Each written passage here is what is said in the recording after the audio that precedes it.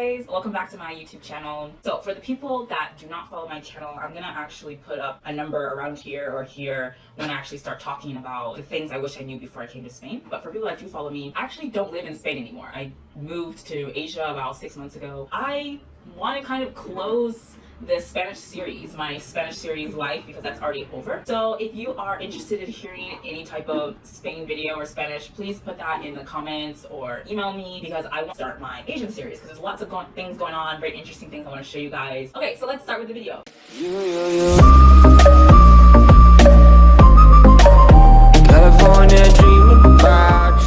The first thing I wish I would have known before I came to Spain was the level of Spanish. I came to Spain with no Spanish, and I recommend people to do it as well, but if you are gonna come to Spain, get yourself one of those useful phrase books or write down some useful phrases, take classes, get your Spanish together, get it together. It's gonna make your life so much easier in Spain. It's gonna make you feel more confident to talk to people, and just dealing with everyday life, it's gonna make you survive a little bit better and make your time a lot easier. Okay, the next thing I wish I would have known was Spanish time. Spanish time is very similar to Black people time. You just have to be patient in Spain, okay? So if you are trying to get Wi-Fi in your apartment and they say it's gonna take 2 weeks, just be ready, just be expecting 5 weeks, okay? That just depends on the season. If you come in September, maybe even expect 6 weeks, okay? Getting Wi-Fi in your apartment is a very slow process. Just anything, Spanish time, Spanish time, Spanish time. If they tell you one time, just prolong it, be patient. You just kind of have to deal with it. It's okay. The next thing I wish I would have known was bureaucracy. I commented this in my other video, things I hate about Madrid, but the bureaucracy in Spain is sometimes they make you do things that don't really process in our brains why you need to like write something in a blue ink or do certain things. So the best way to deal with this is get your things done early, do not procrastinate. There's just no shortcuts. You just have to do it. You have to comply. So do it as soon as you can and get it out the way, and then you're done for a few months.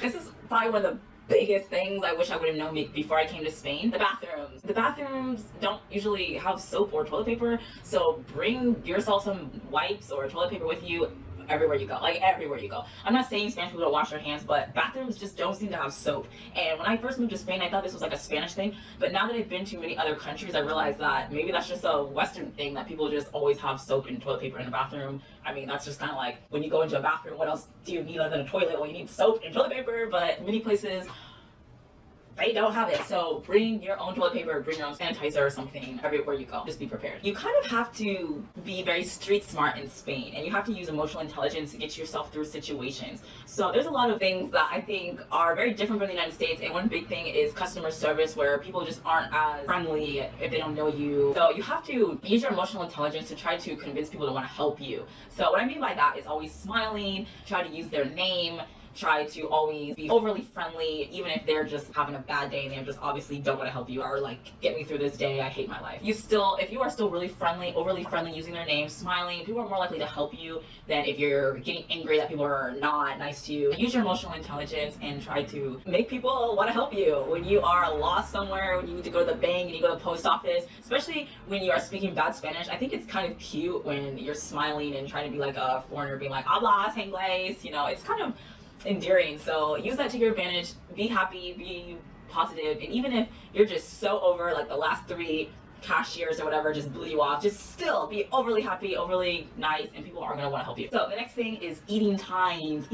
We all know about the famous siesta, that from 2 to 4 everything closes down. If you didn't know that, for restaurants, a lot of restaurants are closed from 2 to 6. So if you're coming from a European place or the Western place, or really I think anywhere else in the world except Spain and Italy, dinner is usually at 6. But in Spain, dinner is not that early. So a lot of times you can't even have dinner that early. You cannot have dinner at 6 o'clock. When I was in Spain, I ate very late, you know, sometimes midnight, just depending on the day of the week. In Spain, they eat very late. 8 o'clock is usually 8:30 is normal time, 9, 10, around there. But many places are actually don't even serve dinner at 6. Maybe you go into a restaurant, they give you like appetizers and stuff, but dinner isn't until later. So be aware of that when you're going out to eat, and the same as lunch. Party time. So I'm from Nebraska, and in Nebraska, pubs and clubs and bars close at 2 o'clock in the morning. So to get the most out of your buzz, you usually go out around 10 o'clock. Nobody starts the party at 10 o'clock. It's nobody. There's not even clubs open at 10 o'clock unless you're under the age of 18. No. Like, no. You will go to a bar, it's empty. You go to a club, there's not even open yet. People don't really get to the club until 2 a.m. That is really when it starts going. I think people like to take the last metro at 1 o'clock, 1:30,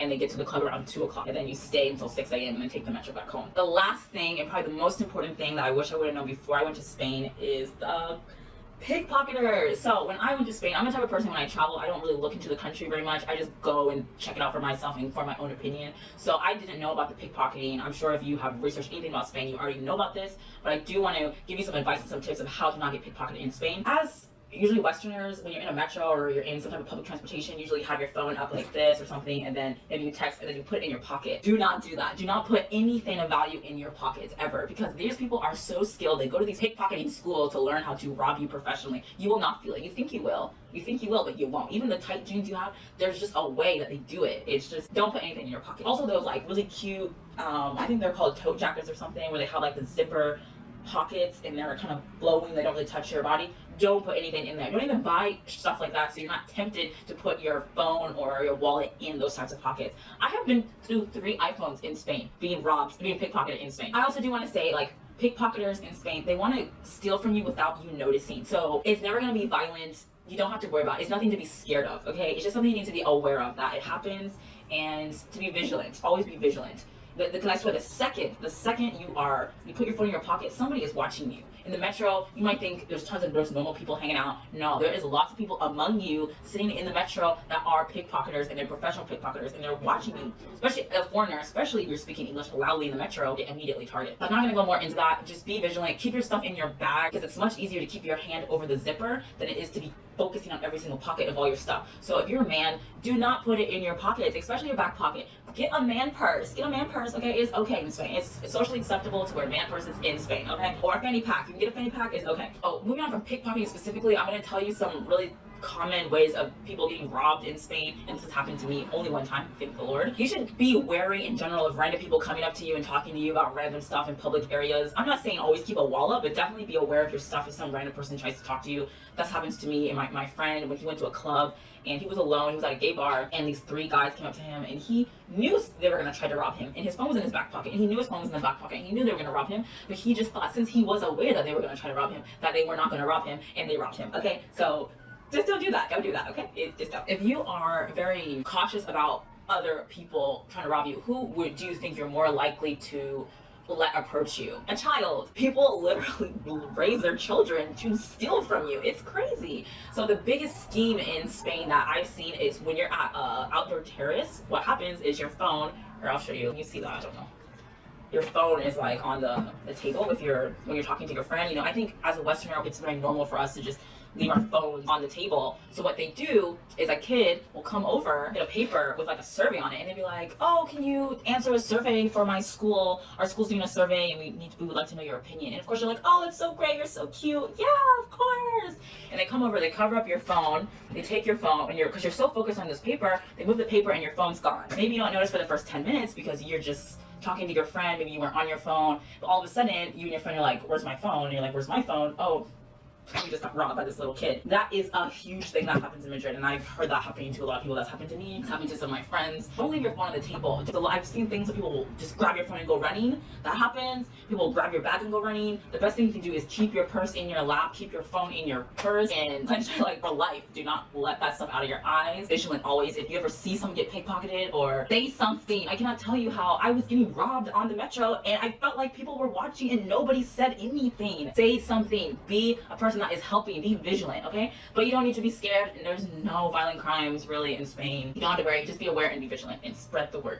Okay, well, if you like this video, please give me a thumbs up and subscribe to my channel if you want to see more. I'm also going to be doing an Asian series because I just moved to Asia, so that is soon to be coming. And if you have any other suggestions, like I said before, please put it in the comment box and I'll be happy to make a video for you guys. Okay, until the next time, bye!